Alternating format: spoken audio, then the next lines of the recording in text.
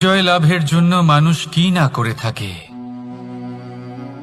যে কোনো সম্ভাব্য প্রচেষ্টা করে, কিন্তু নিজের বিজয় লাভের জন্য বাজিতে যা ইচ্ছে তাই রেখে দেওয়া কি উচিত কাজ? কখনোই নয়। নিজের হারানো সম্মান, নিজের হারানো সম্পত্তি, নিজের হারানো অধিকার ফিরে পাওয়ার শুধু একটাই পথ রয়েছে, আর তা হলো পুরুষার্থ, দ্রুতক্রিয়া নয়। যে মানুষ নিজেই হেরে গেছে, নিজেই নিজের জয়লাভ করার জন্য অন্য কাউকে কিভাবে বাজিতে রাখতে পারে? এ হলো সম্পূর্ণরূপে অনুচিত।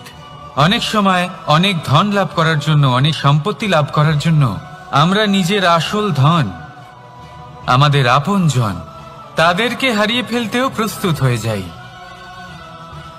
এটা একেবারেই উচিত নয়। যত বড়ই সংকট আসুক না কেন, আমাদের আপনজনদের আমাদের সাথেই রাখা উচিত।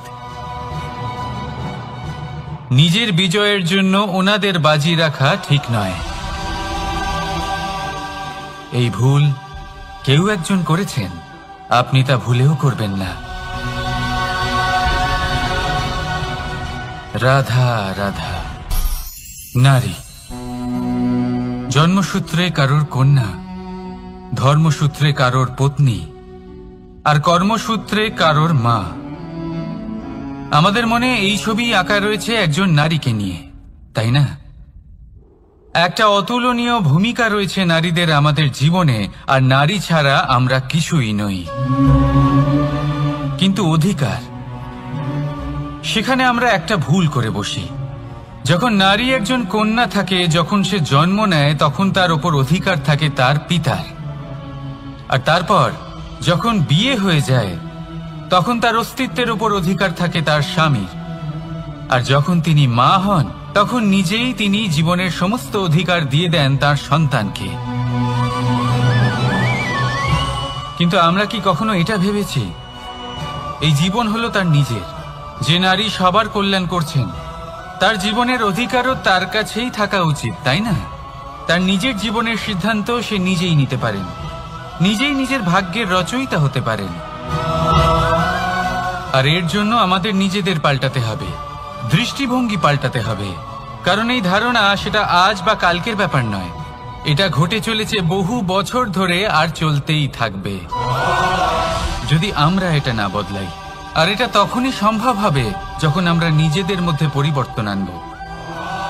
তাই আজকের পর থেকে, এই মুহূর্ত থেকে, কোনো নারীর ওপর অকারণ অধিকার স্থাপনের আগে সহস্রবার ভেবে দেখবেন। কারণ যখন নারী নিজের অধিকার কেড়ে নিতে বাধ্য হবেন, তখন শুধু এবং শুধুমাত্র বিনাশই ঘটবে। রাধা রাধা।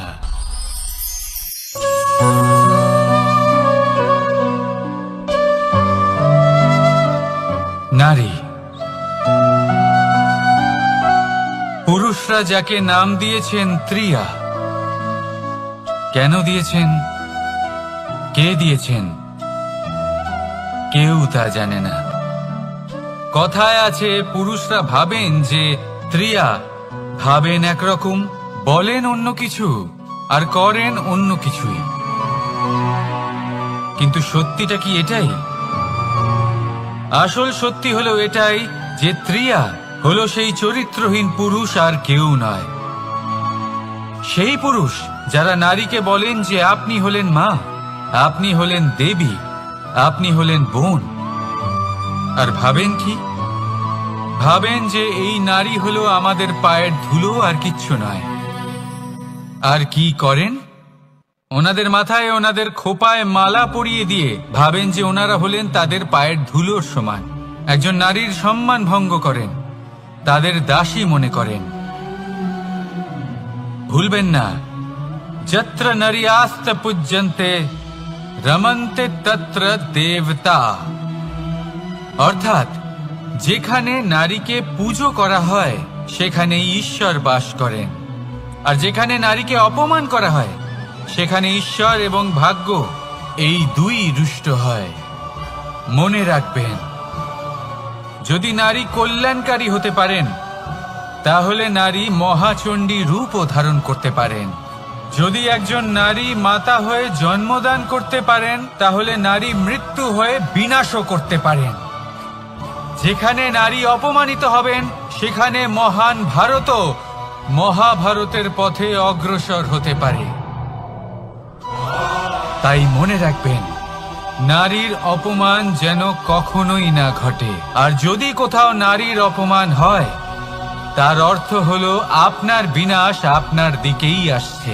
আর এটা হলো তার প্রথম পদক্ষেপের প্রথম পদধ্বনি। রাধা রাধা। যদি সন্তান কোনো দুষ্কর্ম করে, তাহলে সেই অপরাধ শুধু কি সেই সন্তানের? না, যদি সন্তান দুষ্কর্ম করে, তাহলে অপরাধী তার মাতা পিতাও, যারা পুত্রমোহর কারণে সেই অনুচিত কাজে তাকে বাধা দেননি। অপরাধী হলেন তার পিতামহ, যিনি নিজের কর্তব্যবোধের কারণে নিজের পরিবারের যত্ন নেননি, যিনি সন্তানকে কখনো শাস্তি দেননি। অপরাধী হলেন তার সেই গুরুও, যিনি নিজের শিষ্যের সেই দুষ্কর্ম দেখেও তাকে প্রতিহত করতে পারেননি। একজন হবু রাজার কর্তব্য হলো নিজের প্রজার কাছে সে যেন এক উদাহরণ প্রস্তুত করতে পারে। কিন্তু যদি এত অনুচিত উদাহরণ প্রস্তুত হয়ে থাকে, তাহলে মা বাবার, বাড়ির বয়োজ্যেষ্ঠদের কর্তব্য হলো ওনারা যেন সেটা সেখানেই থামায়, হয় ভালোবেসে, নয়তো শাস্তি দিয়ে। যদি না থামানো হয়, তাহলে মহাভারত অবশ্যম্ভাবী। অনেক ব্যক্তির মনে একটা প্রশ্ন জাগে আমাকে আর রাধাকে নিয়ে। বলেন যে, না আমি আর রাধা একসাথে থাকি, না আমাদের বিয়ে হয়েছে। আমি এখানে দ্বারকাতে, ও ওখানে বর্ষণাতে, তাও এত ভালোবাসা কি করে? এ কেমন সম্পর্ক? আমি তাদের একটা সহজ কথা বলতে চাই। আপনি কখনো আয়নার দিকে দেখেছেন? নিজের দুই চোখের দিকে তাকিয়ে জিজ্ঞাসা করুন, এই দুই চোখ একসাথে কেন বন্ধ হয়, একসাথে কেন খোলে, একসাথে কেন ঘুমোয়, একসাথে কেন কাঁদে? আজীবন কোনো এক মানুষের সাথে সম্পর্ক রাখা অবশ্যই সম্ভব, তাদের সাথে দেখা না করে। আমার আর রাধার ভালোবাসাও কিছুটা এরকমই, আর কিছুটা এরকমই হয় ভালোবাসা দুই নয়নের মতো, যারা কখনোই মিলিত হবে না, কিন্তু চিরকালের জন্য একসাথে জুড়ে থাকবে। এই অনুভূতি নিঃস্বার্থ হয়, আর এই নিঃস্বার্থ ভালোবাসা আপনাকে আনন্দের পথে অগ্রসর করে। জীবনে সবসময় নিঃস্বার্থভাবে ভালোবাসুন, শুধুমাত্র আনন্দই পাবেন। তাহলে আসুন আমার সাথে নিঃস্বার্থভাবে ভালোবেসে বলুন, রাধা রাধা। মানুষ, কোন ব্যক্তির নির্মাণ হয় কিভাবে? কেউ বলবেন পঞ্চতত্ত্বের দ্বারা, কেউ বলবেন আত্মা, দেহ ও চেতনার দ্বারা, কেউ বলবেন ঈশ্বরের কৃপার দ্বারা, তো কেউ বলবেন এই প্রকৃতির পরীক্ষার দ্বারা। না, মানুষের নির্মাণ হয়ে থাকে বিশ্বাস দ্বারা। ব্যক্তি তখনই গড়ে ওঠেন যখন ব্যক্তিত্ব থাকে, ঠিক কিনা?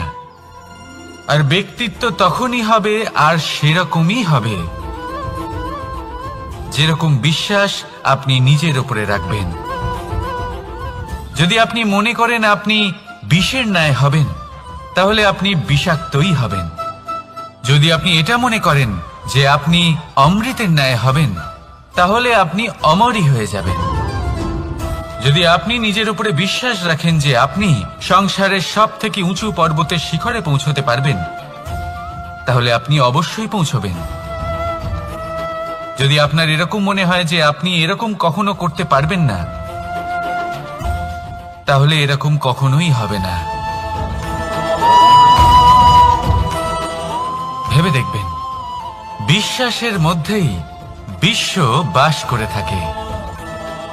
তো আপনার অস্তিত্ব কেন করবে না? যেমন বিশ্বাস আপনি নিজের উপরে রাখবেন, তেমনই আপনি হয়ে উঠবেন। সেই জন্য নিজের উপরে বিশ্বাস রাখুন। আর হ্যাঁ, ভালোবেসে বলুন রাধা রাধা। শত্রুতা।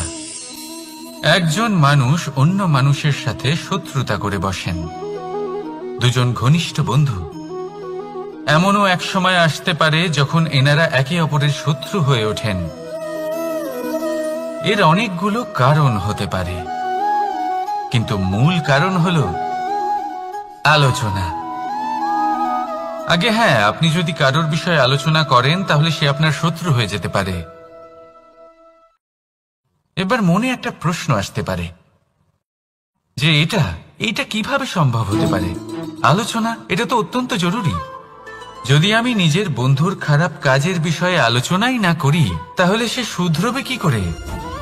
এ কথা সত্যি যে আলোচনা আবশ্যক, কিন্তু তার থেকেও বেশি গুরুত্বপূর্ণ এবং আবশ্যক হলো আপনার এই সিদ্ধান্ত। সিদ্ধান্ত এটাই যে আপনার এই আলোচনা কোন স্থানে করবেন। যদি এটা সবার সামনে করবেন ভাবেন, তাহলে তা অপমানও হয়ে যেতে পারে। যদি এটা আলাদাভাবে করেন তাহলে তা পরামর্শ হয়ে যায়। অপমান কেউ স্বীকার করতে পারেন না, কিন্তু পরামর্শ সকলের ভালো লাগে। তাহলে যদি আপন কারোর জন্য ভালো কিছু চান, কাউকে শুধরে দিতে চান, আর আপনার মনে হয় আলোচনা আবশ্যক, তাহলে সর্বপ্রথম সময়, পরিস্থিতি আর স্থানের কথা মনে রাখবেন। নয়তো এই আলোচনা আপনাকে খুব ভোগাতে পারে। তাহলে আসুন আমার সাথে ভালোবেসে বলুন রাধা রাধা। আপনার জীবনেও কি সমস্যা রয়েছে? অবশ্যই থাকবে। প্রত্যেকের জীবনেই সমস্যা থাকে।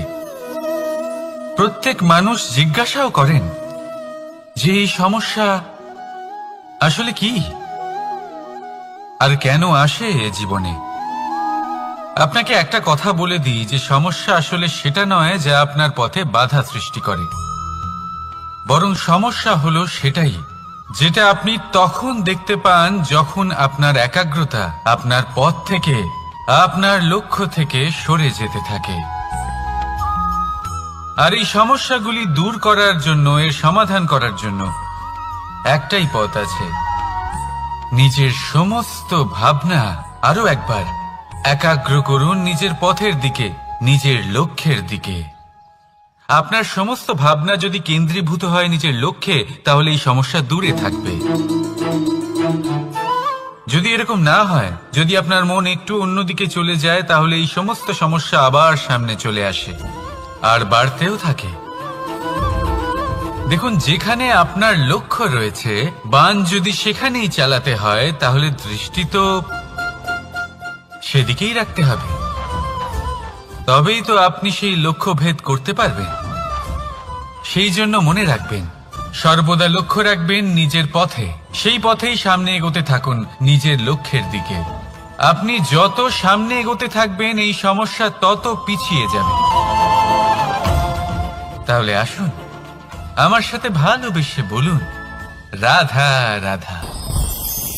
এই পাখিরা সত্যি খুব সুন্দর, আমার খুব ভালো লাগে। আপনি নিশ্চয়ই শুনে থাকবেন যে কিছু পাখির কাছে ডানা অবশ্যই থাকে, কিন্তু উড়তে পারে না। তারা চায় উঁচু আকাশে উড়ে বেড়াতে এবং মেঘেদের সাথে কথা বলতে, করতেই পারে না। এবার এই সংসারেও পাওয়া যায় ঘুড়িও। এদের মধ্যে না জীবন আছে, না প্রাণ আছে, আর না আছে ডানা, কিন্তু এরা আকাশের সাথে কথা বলে, হাওয়ার বেগের সাথে কথা বলে, আনন্দ করে, উৎফুল্ল হয়ে ওঠে। আকাশে জীবনের কিছু মুহূর্ত কাটায়। তার কারণ কি হতে পারে? কারণ হলো সুতো। এই সুতো যদি সঠিক হাতে থাকে, তাহলে এই কাগজের তৈরি ঘুড়িও আকাশের উচ্চতায় উড়ে বেড়াতে পারে। এবার এই সুতো আসলে কি? এই সুতো হলো আসলে ভালোবাসা, এই সুতো হলো আসলে বিশ্বাসের। আর এটা আপনি দিয়ে থাকেন তাদের হাতে যাদের আপনি বিশ্বাস করেন, যাদের আপনি নিজের সর্বস্ব দিয়ে দেন।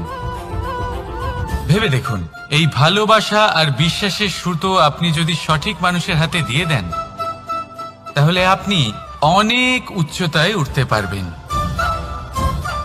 আকাশের উচ্চতায় উড়ে বেড়াতে পারবেন, মেঘের সাথে কথা বলতে পারবেন, পাখিদের মতো উড়তে পারবেন, যা ইচ্ছে তাই করতে পারবেন। শুধু এই মানুষ সঠিক হতে হবে, এমন একজন মানুষ যার মনে আপনার জন্য ভালোবাসা রয়েছে, এমন এক মানুষ যার মনে কোনো স্বার্থ নেই, যিনি পরোপকারী, এমন একজন ব্যক্তি যিনি আপনার অস্তিত্বকে বাইরে নিয়ে আসতে পারবেন, তাকে উজ্জ্বল করে তুলবেন।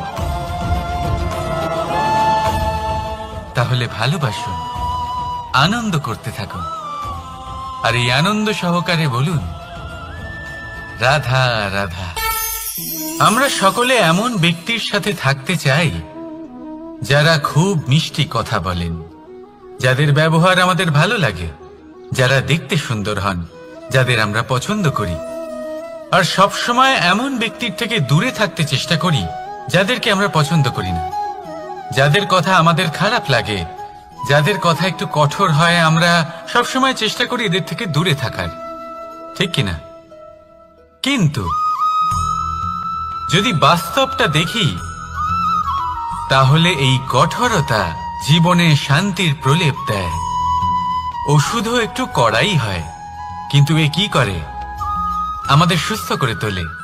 ঠিক সেইভাবেই ভালোবাসার এই অধ্যায় একটু কঠিন, একটু কড়াও মনে হতে পারে, কিন্তু এর ফল সবসময় আপনাদের স্বাস্থ্যের পক্ষে ভালোই হয়।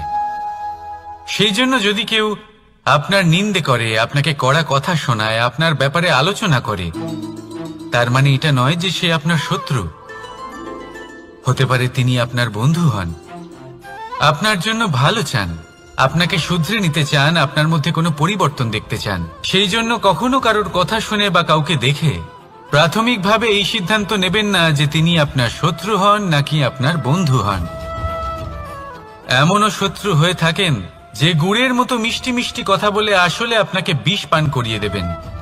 আর এমনও বন্ধু থাকেন যারা আসলে নিমের মতো কড়া কথা বলেন কিন্তু আপনাকে অমৃত পান করান। এদের মধ্যে পার্থক্য করতে জানতে হবে, কে আসলে শত্রু হন আবার কে আসলে মিত্র হন। এই পার্থক্য যখন আপনি করতে শিখবেন, তখন আপনি এই সংসারের সব থেকে সুখী প্রাণী হয়ে উঠবেন। এই পার্থক্য বোঝা সহজ নয়, কিন্তু অবশ্যই আবশ্যক। রাধা রাধা। অসুখ। এমন কোন মানুষ আছেন এই সংসারে যার অসুখ করে না? প্রত্যেক মানুষ কখনো না কখনো অবশ্যই অসুস্থ হয়েছে, তার এই শরীর রোগের শিকার অবশ্যই হয়েছে। এবারে দেখুন, এই রোগ আসে আবার এই রোগ চলেও যায়, কিন্তু সেই রোগ আমাদের কষ্ট দিতে কেন সক্ষম হয়? কারণ হলো স্বচ্ছতা। যদি এই স্বচ্ছতা শরীরে না থাকে, তাহলে মানুষকে শারীরিক কষ্ট পেতেই হবে। ঠিক সেইভাবেই অত্যন্ত প্রয়োজনীয় হলো এই স্বচ্ছতা যেন মনেও থাকে। যদি এই স্বচ্ছতা মনে না থাকে, তাহলে মানুষ চারিত্রিকভাবে কষ্ট সহ্য করেন। এবারে নিবারণ কি হতে পারে? বড়ই সহজ এর উপশম। যদি রোগ শরীরে হয়, তাহলে সর্বপ্রথম স্বচ্ছতা বজায় রাখতে শিখুন, এই শরীরকে পরিষ্কার রাখতে শিখুন। বিচক্ষণতার সাথে এই রোগের সম্মুখীন হন, ভয় পাবার কোনো দরকার নেই। ব্যায়াম করতে থাকুন, সব ঠিক হয়ে যাবে। সেইভাবেই যদি এই অসুখ মনে হয়, তাহলে কি করা যায়? সর্বপ্রথম তার আধারের উপরে নজর দিন। আপনার এই আধারই হলো আপনার আহার। যা আপনি আহার করবেন সেরকমই মানুষ হয়ে উঠবেন। সেইভাবেই আপনি যেরকম ভাবেন সেরকমই মানুষ হয়ে উঠবেন। সেই জন্য নিজের ভাবনাকে শুভ করুন, নিজের দৃষ্টিভঙ্গিকে শুভ করে তুলুন, সবকিছু সঠিক হবে। আপনার আমার সবার মধ্যেই এক রাক্ষস বাস করে, তার সম্মুখীন হন, তাকে পরাস্ত করুন। তাহলে এই রোগ সে শরীরেই হোক বা মনের মধ্যে, যদি সঠিক সময় তাকে আটকানো না যায়, তাহলে যে কোনো সময় তা মহামারীর রূপ ধারণ করবে। সেই জন্য সাবধানে থাকুন, সুস্থ থাকুন। তাহলে আসুন আমার সাথে ভালোবেসে বলুন রাধা রাধা। বাজ পাখিকে পক্ষীরাজ বলা হয়। বাজের আয়ু হলো মোটামুটি 70 বছর। এবার 40 বছর হতে হতেই ওদের পালক লম্বা এবং ভঙ্গুর হয়ে যেতে থাকে, ঠোঁট বেঁকে যায়, ডানা ভারী হয়ে যায়, অর্থাৎ আগের মতো উড়তে পারে না, সেই শক্তি থাকে না। এবার সেই বাজ কি করবে? বাজ সব থেকে কঠিন নির্বাচন করে, নির্বাচন নিজের পুনর্স্থাপনার। সর্বপ্রথম একটা বিশাল পর্বতে যায়, একান্তে নিজের এক বাসস্থান তৈরি করে, আর তারপরে পাথরের সাথে নিজের ঠোঁট বারবার আঘাত করতে করতে সেই ঠোঁট ভেঙে ফেলে। তারপরে সে অপেক্ষা করে সেই ঠোঁট পুনর্নির্মাণ হওয়ার। তারপর সেটাই করে নিজের পালকের সাথে। তারপরে নিজের ডানা থেকে এক এক করে ভারী পালকগুলো ছিঁড়ে ফেলে দেয়। আর তারপর 150 দিনের এই যন্ত্রণা সহ্য করার পরে ও ফিরে পায় নিজের ওড়বার অনন্য ক্ষমতা, সেই শক্তি। আর তারপরে ও জীবনের পরবর্তী 30 বছর বাঁচে। কি বুঝলেন আপনি? যদি ইচ্ছে শক্তি থাকে তাহলে একজন দুর্বলও শক্তিশালী হতে পারে। আপনিও এটাই করুন, নিজের অতীতের যন্ত্রণার বোঝাগুলিকে ত্যাগ করুন আর কল্পনার খোলা আকাশে উন্মুক্ত হয়ে উড়ে বেড়ান। নিজের পুনর্স্থাপনা করুন, তবেই সর্বশ্রেষ্ঠ হতে পারবেন। আর মনে রাখবেন, এই ছোট ছোট পদক্ষেপই বড় বড় শিখরে পৌঁছে দিতে পারে। তাহলে আসুন আর আমার সাথে ভালোবেসে বলুন রাধা রাধা। আপনি কি কখনো জলকে নিজের মুঠোতে ধরে রাখার চেষ্টা করেছেন? চলুন আজ করা যাক।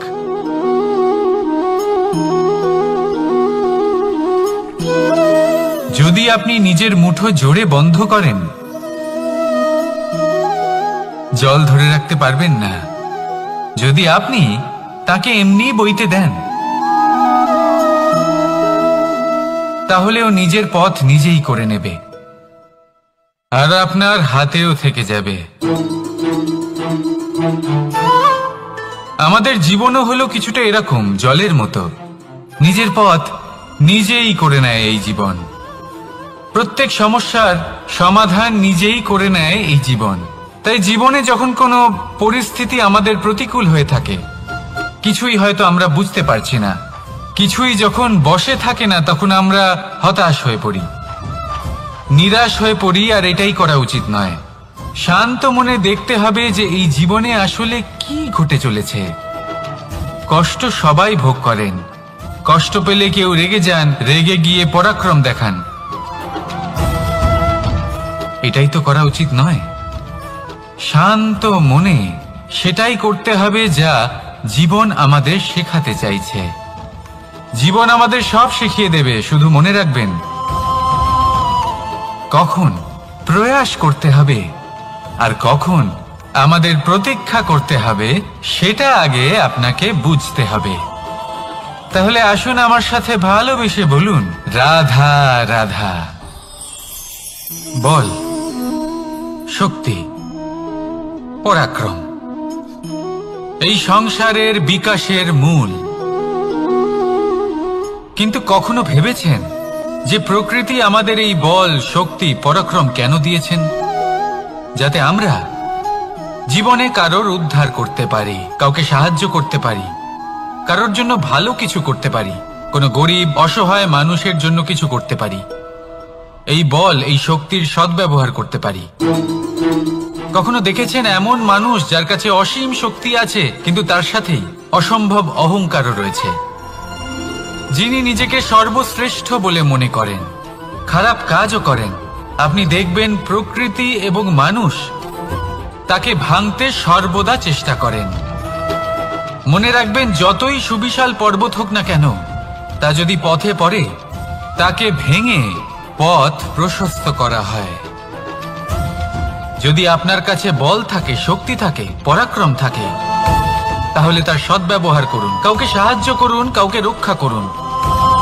যদি আপনি আপনার শক্তির দুর্ব্যবহার করেন, তাহলে মনে রাখবেন আপনি নিজের বিনাশ নিজেই আমন্ত্রণ করছেন।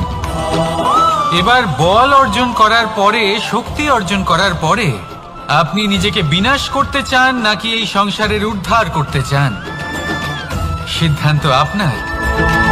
রাধা রাধা। মানুষ আর ধন, এই দুইয়ের মধ্যে সম্পর্ক খুব ঘনিষ্ঠ। ধন হলো সেই শক্তি যার ব্যবহার মানুষ করে থাকে সাংসারিক বস্তু ক্রয় করার জন্য, নিজের জীবন যাপন করার জন্য। আর মানুষ হলো সেই শক্তি যারা ধনকে গুরুত্বপূর্ণ করে তোলেন। এবার একটা কথা বলি, ব্যবহার করা উচিত ধনকে আর ভালোবাসা উচিত মানুষকে। এটা বেশিরভাগ মানুষই বোঝেন না। মানুষ এখানেই সব থেকে বড় ভুল করে বসেন। তারা ভালোবাসেন ধনকে আর ব্যবহার করেন মানুষকে। এ হলো অনুচিত। দেখুন, আপনি একটা সূচের দ্বারা যুদ্ধ করতে পারবেন না, আর কোনো তলোয়ার দ্বারা বস্ত্র সেলাই করতে পারবেন না, তাই না? কোনটা কিসের জন্য হয় সেটা বোঝা অত্যন্ত জরুরি। আপনিও সঠিক দিকে অগ্রসর হন।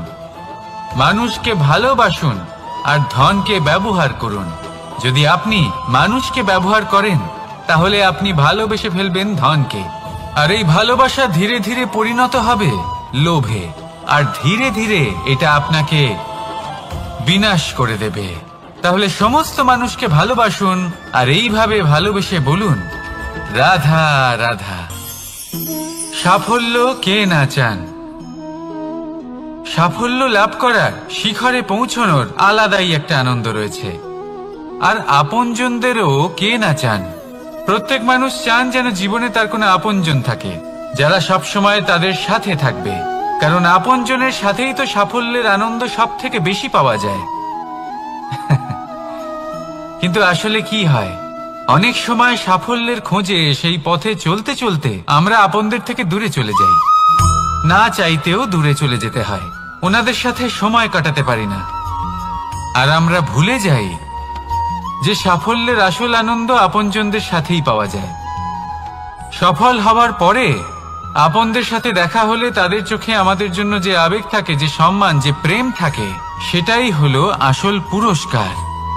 আমরা সেই কথা ভুলে যাই এবং একা হয়ে পড়ি। বেশিরভাগ সময় এটাই হয়। বেশিরভাগ সময় সফল মানুষগুলি একা হয়ে যান। এবার আপনি কি চান? আপনি অসফল হয়ে দিনগুলি একাকিত্বে কাটাতে চান, নাকি সফল হয়ে আপনজনদের সাথে আনন্দে থাকতে চান? সেই সিদ্ধান্ত আপনার। সাফল্যের পেছনে ছুটুন, নিজেকে উজাড় করে দিন, কিন্তু আপনজনদের সঙ্গ ত্যাগ করবেন না। সেই আপনজন যারা আপনার সাফল্যের জন্য দায়ী, সেই আপনজন যিনি আপনার সাফল্যে আনন্দ পান, সুখ লাভ করেন, তাদের কখনো ত্যাগ করবেন না। আসুন আমার সাথে ভালোবেসে বলুন, রাধা রাধা। ভগবান আর ভক্ত যখন এক আকার হয়ে যায়, যখন ভক্ত তার ভগবানের প্রতি এবং নিজের জীবনের উদ্দেশ্যের প্রতি সম্পূর্ণরূপে সমর্পিত হয়, তখন জন্ম নেয় ভক্তি। এই সংসারের সমস্ত আশা হয়তো আপনার সঙ্গ ত্যাগ করে দিতে পারে, তখনও ভক্তি সাথে থাকবে।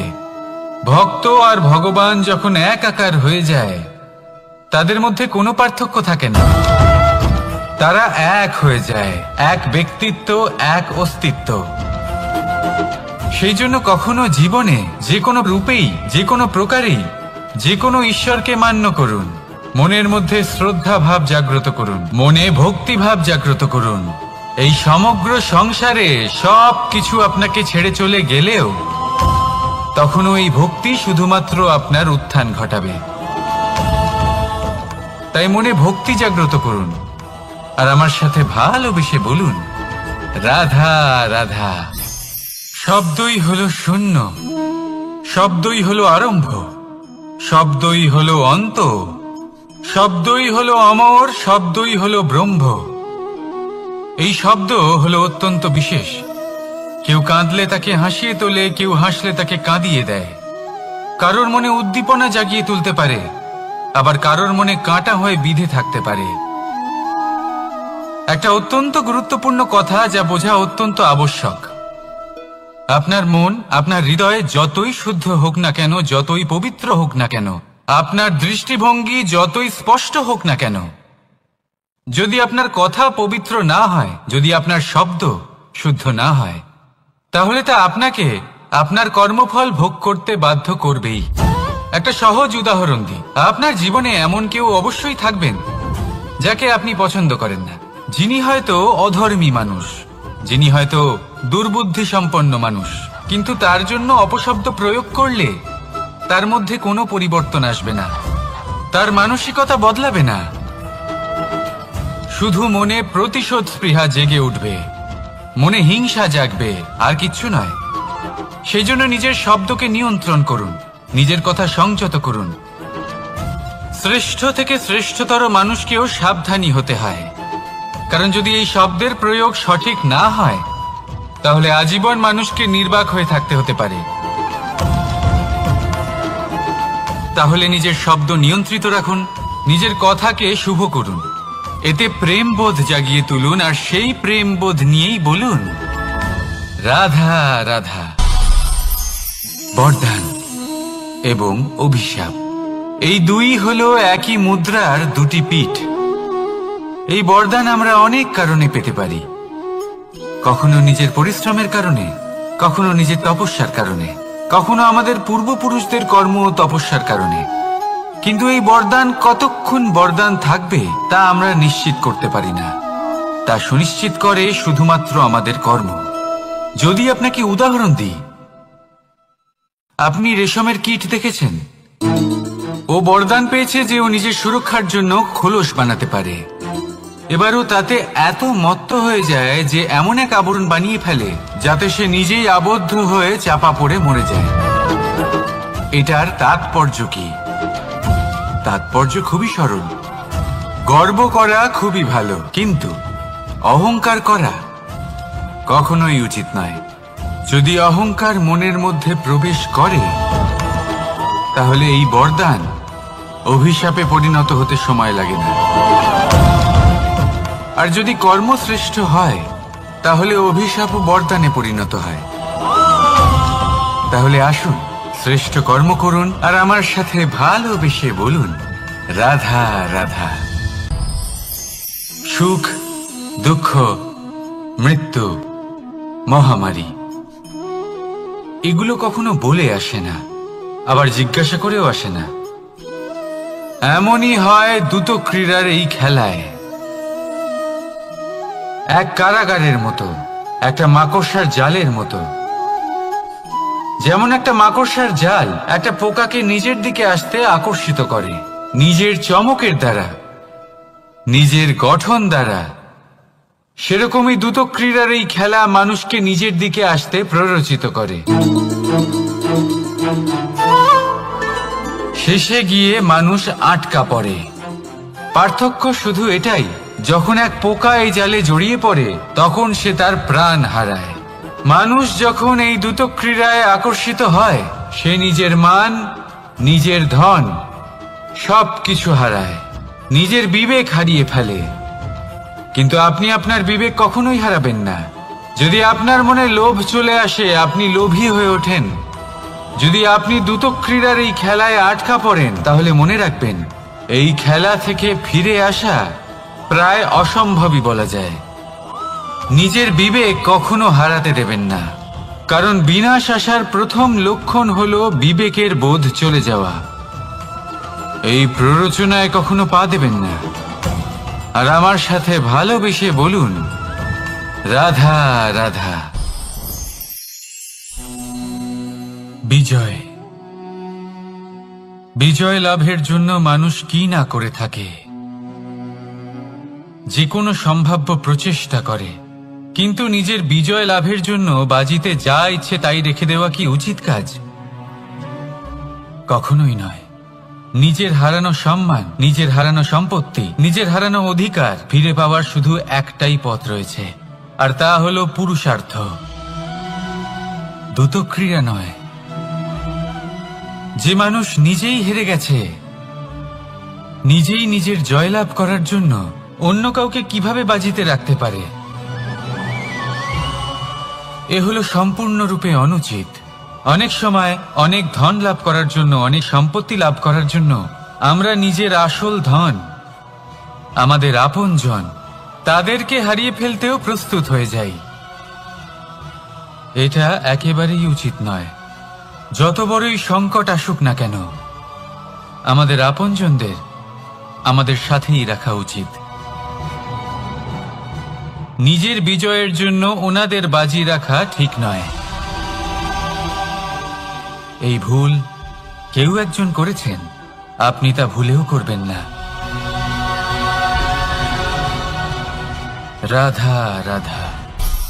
নারী জন্মসূত্রে কারোর কন্যা, ধর্মসূত্রে কারোর পত্নী, আর কর্মসূত্রে কারোর মা। আমাদের মনে এই ছবি আঁকা রয়েছে একজন নারীকে নিয়ে, তাই না? একটা অতুলনীয় ভূমিকা রয়েছে নারীদের আমাদের জীবনে, আর নারী ছাড়া আমরা কিছুই নই। কিন্তু অধিকার, সেখানে আমরা একটা ভুল করে বসি। যখন নারী একজন কন্যা থাকে, যখন সে জন্ম নেয়, তখন তার ওপর অধিকার থাকে তার পিতার। আর তারপর যখন বিয়ে হয়ে যায়, তখন তার অস্তিত্বের উপর অধিকার থাকে তার স্বামীর। আর যখন তিনি মা হন, তখন নিজেই তিনি জীবনের সমস্ত অধিকার দিয়ে দেন তার সন্তানকে। কিন্তু আমরা কি কখনো এটা ভেবেছি এই জীবন হলো তার নিজের? যে নারী সবার কল্যাণ করছেন, তার জীবনের অধিকারও তার কাছেই থাকা উচিত, তাই না? তার নিজের জীবনের সিদ্ধান্ত সে নিজেই নিতে পারেন, নিজেই নিজের ভাগ্যের রচয়িতা হতে পারেন। আর এর জন্য আমাদের নিজেদের পাল্টাতে হবে, দৃষ্টিভঙ্গি পাল্টাতে হবে। কারণ এই ধারণা সেটা আজ বা কালকের ব্যাপার নয়, এটা ঘটে চলেছে বহু বছর ধরে আর চলতেই থাকবে যদি আমরা এটা না বদলাই। আর এটা তখনই সম্ভব হবে যখন আমরা নিজেদের মধ্যে পরিবর্তন আনব। তাই আজকের পর থেকে, এই মুহূর্ত থেকে, কোনো নারীর ওপর অকারণ অধিকার স্থাপনের আগে সহস্রবার ভেবে দেখবেন। কারণ যখন নারী নিজের অধিকার কেড়ে নিতে বাধ্য হবেন, তখন শুধু এবং শুধুমাত্র বিনাশই ঘটবে। রাধা রাধা।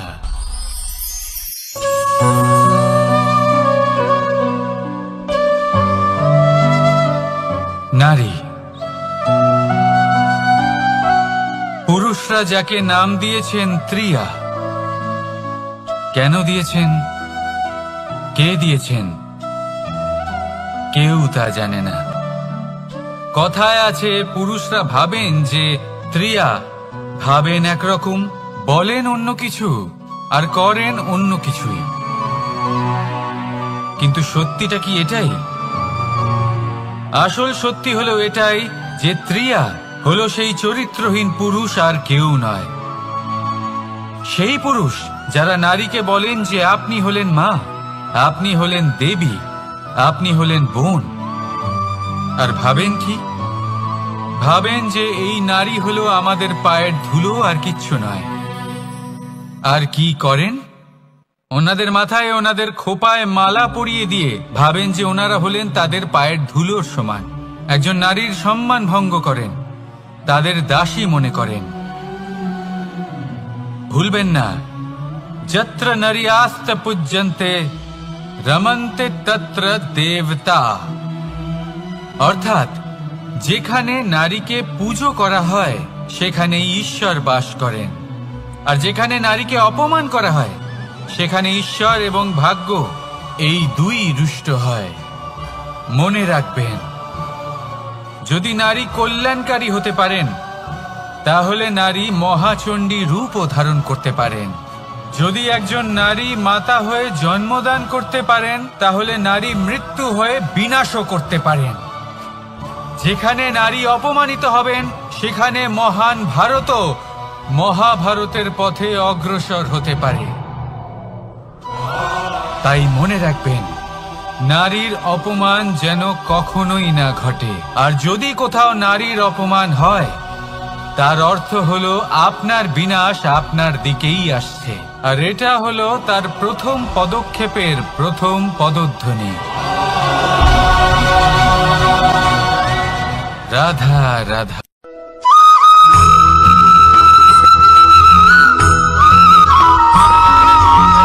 এই সংসারে সব থেকে বড় ব্যক্তি কে? আপনি বলবেন এ কেমন ধরনের প্রশ্ন, কিন্তু এটা হলো সব থেকে উচিত প্রশ্ন। কেউ এর উত্তর দেবে যে সেই মহাপ্রতাপী রাজা, তিনি হলেন সব থেকে বড় ব্যক্তি, সেই বড় রাজনীতিবিদ, তিনিই সব থেকে বড় ব্যক্তি। আমি আপনাকে জানাই যে সংসারের সব থেকে বড় ব্যক্তি হলেন তিনি, যার সাথে দেখা করলে আপনি নিজেকে ছোট মনে করবেন না। কোন ব্যক্তি যিনি সব থেকে বেশি শক্তিশালী, আপনি যদি তার সামনে যান তাহলে উনি আপনার অন্তরের শক্তিকে বাইরে বের করে আনবে, আপনার অন্তরে লুকিয়ে থাকা শক্তিকে জাগ্রত করতে প্রেরণা প্রদান করবে। তিনি হলেন বড় ব্যক্তি, তিনি হলেন মহান ব্যক্তি। তিনি নন যিনি নিজের বল এবং ঐশ্বর্য দ্বারা আপনাকে তার সামনে ছোট প্রমাণ করবেন। এবং সেই জন্য মহাদেব আমার আরাধ্য হলেন আমার খুব প্রিয়। কারণ রাজা হোক বা ফকির, কেউ যদি ওনার সামনে যান তাহলে সে নিজেকে ছোট মনে করেন না। আপনিও যদি জীবনে অনেক বড় হতে চান তাহলে কাউকে কখনো নিজেকে ছোট মনে করতে দেবেন না। তার অন্তরে বড় হয়ে ওঠার প্রেরণা প্রদান করুন। আসুন আমার সাথে ভালোবেসে বলুন, রাধা রাধা।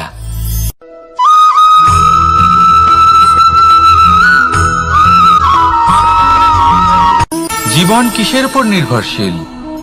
ধনের উপর, বৈভবের অনুভব যদি আপনি করতে চান তাহলে তা পাবেন শুধু একতার দ্বারা, সংগঠনের দ্বারা।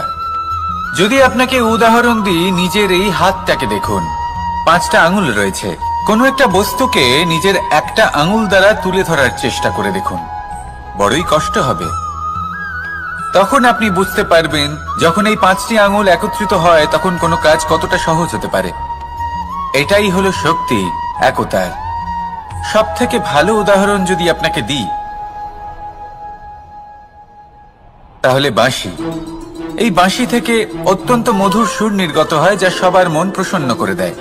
এই কথা সত্যি, কিন্তু এই বাঁশি আমি একটা বা দুটো আঙুল দিয়ে বাজাতে পারবো না। আমাকে প্রত্যেকটা আঙুল ব্যবহার করতেই হবে, তবেই এর থেকে মধুর সুর নির্গত হবে যা সকলকে প্রসন্ন করবে, ঠিক কিনা? ঠিক এইভাবেই যদি আপনি চান যে আপনার জীবনরূপী বাঁশি থেকেও মধুর সুর নির্গত হোক বা সবার মনকে প্রসন্ন করে তুলুক, তাহলে আপনাকেও জীবনে একতা নিয়ে আসতেই হবে। আপনি একাও কর্ম করতে পারেন, পথ চলতেও পারেন, সামনেও এগোতে পারেন, সাফল্যও লাভ করতে পারেন। কিন্তু যখন সকলে একসাথে এগোবেন, সেই পথে চলবেন, সেই কর্মই করবেন, তখন লক্ষ্যে অবশ্যই পৌঁছবেন, সাফল্য অবশ্যই লাভ করবেন। কিন্তু সেই সাফল্য এবং তার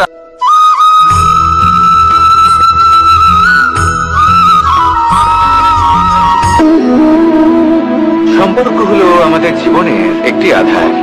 কিছু সম্পর্ক এমন যে আমরা জন্মসূত্রে লাভ করি, যেমন পরিবার, মা, বাবা। কিছু সম্পর্ক আছে যে আমরা জীবনে অর্জন করে থাকি, তা সে প্রেমের হোক, স্নেহের হোক বা বন্ধুত্বের। এই সকল সম্পর্ক লাভ করার বা গড়ে তোলার 5টি ধাপ রয়েছে। প্রথম ধাপ, কোনো ব্যক্তির সাথে আলাপ হওয়া, তার সাথে কথা বলা বা তাকে দেখা। দ্বিতীয় ধাপ, সে ব্যক্তিকে আমাদের ভালো লাগা। তৃতীয় ধাপ, আমাদের এটা চাইতে শুরু করা যে জীবনে এই ব্যক্তি যেন আমাদের বন্ধু হন, আমাদের জীবনে থাকে, বা আমাদের কাউকে ভালোবেসে ফেলা। আর এটা আমাদের ভাবা বা চাওয়া যে সেই ব্যক্তি যেন আজীবন আমার সাথে থাকেন, আমার জীবনে আমার সাথী হয়ে। চতুর্থ ধাপ, লাভ করা। এবার এই ধাপটি অনেক মানুষের পক্ষে খুবই সরল হয়, বড়ই সরল ভাবে নিজেদের সঙ্গীকে লাভ করে থাকে। কিছু মানুষের জন্য এই ধাপ অত্যন্ত কঠিন হয়ে থাকে। অনেক প্রতিকূল পরিস্থিতির উপর জয়লাভ করে তারা সঙ্গীকে লাভ করেন, কিন্তু লাভ অবশ্যই করেন। এরপরে আসে পঞ্চম, অন্তিম এবং সব থেকে গুরুত্বপূর্ণ ধাপ। সেটা হলো সেই সম্পর্ক পালন করা। এটা হলো এমন এক বিষয় যা প্রত্যেক মানুষের শেখা উচিত। যদি ব্যক্তি নিজের জীবনে সম্পর্ক রক্ষা করতে শিখে যান, তবে প্রত্যেক সম্পর্ক তার জীবনকে স্বর্গ করে তুলবে। আসুন আর আমার সাথে ভালোবেসে বলুন, রাধা রাধা।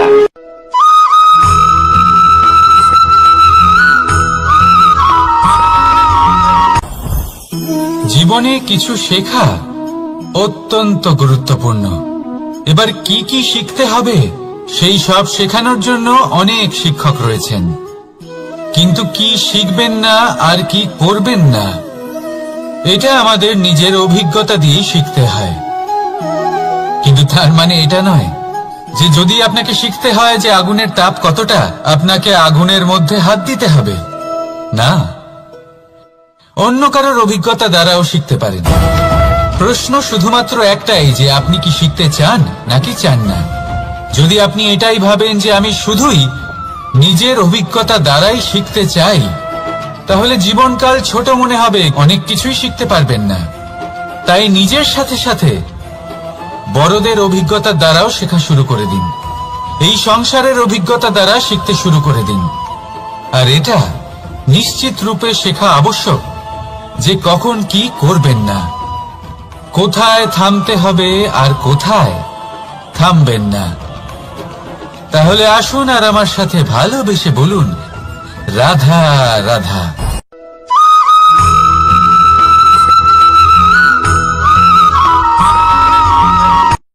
শুধু ওনাদের কঠোর ব্যবহার দেখলে আমরা একটু ভয় পেয়ে যাই। এবার ওনাদের এই কঠোর ব্যবহার আমাদের ভালো না লাগলেও অত্যন্ত আবশ্যক, কারণ মাতার থেকে আমরা যে শক্তি লাভ করি তা যেন নিয়ন্ত্রণ হারিয়ে বিধ্বংসী না হয়ে ওঠে। আমরা যেন কোনো কুপথে না চলে যাই, আমরা কখনো যেন দোষ না করে ফেলি। শুধু সেই জন্য পিতা এবং গুরু একটু কঠোর হয়ে ওঠেন, এবং ওনাদের এই কঠোর আচরণ ভবিষ্যতে গিয়ে আমরা অবশ্যই বুঝতে পারি। জীবনে কিছু বছর আমরা এগিয়ে যাই আর তারপর আমরা বুঝতে পারি যে বাবা এবং গুরু আমাদের যথেষ্ট ভালোবাসতেন, কিন্তু ওনাদের ভালোবাসার বহিঃপ্রকাশ আলাদা। প্রয়োজনীয় হলো এটা দেখার, এটা বোঝার যে শুরু থেকে আমাদের প্রতি ওনাদের আচরণ কেমন ছিল। ওনাদের কঠোর হওয়ার পেছনে ওনাদের ভালোবাসাটা বোঝার চেষ্টা করুন, ওনাদের চিন্তাটা বোঝার চেষ্টা করুন, ওনাদের পথপ্রদর্শনের আড়ালে আপনার ভবিষ্যতের জন্য যে পরিকল্পনা ওনারা করেছেন সেটা বোঝার চেষ্টা করুন। তখন আপনারা বুঝতে পারবেন ওনাদের ভালোবাসাকে। আপনার মনের মধ্যে আপনা থেকেই ওনাদের প্রতি সম্মান জেগে উঠবে। নিজের পিতা এবং নিজের গুরু এই দুজনের প্রতি কৃতজ্ঞতা প্রকাশ করুন আর আমার সাথে ভালোবেসে বলুন, রাধা রাধা।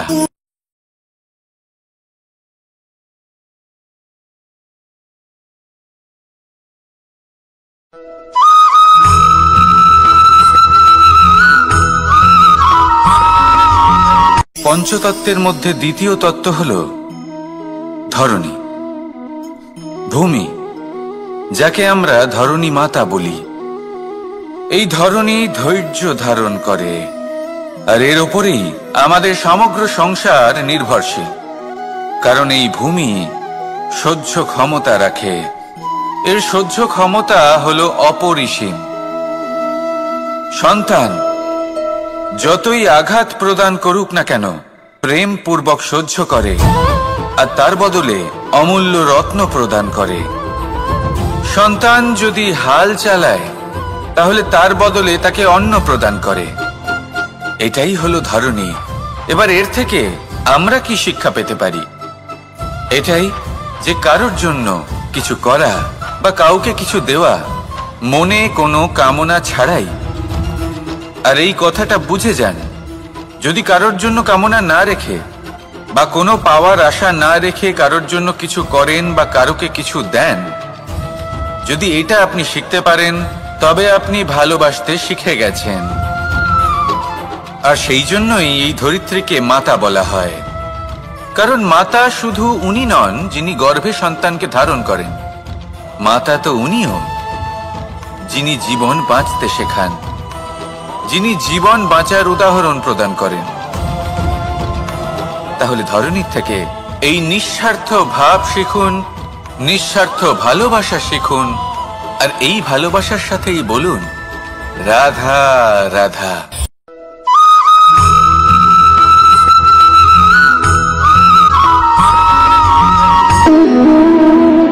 সম্পর্ক হলো আমাদের জীবনের একটি আধার। কিছু সম্পর্ক এমন যা আমরা জন্মসূত্রে লাভ করি, যেমন পরিবার, মা, বাবা। কিছু সম্পর্ক আছে যা আমরা জীবনে অর্জন করে থাকি, তা সে প্রেমের হোক, স্নেহের হোক বা বন্ধুত্বের। এই সকল সম্পর্ক লাভ করার বা গড়ে তোলার 5টি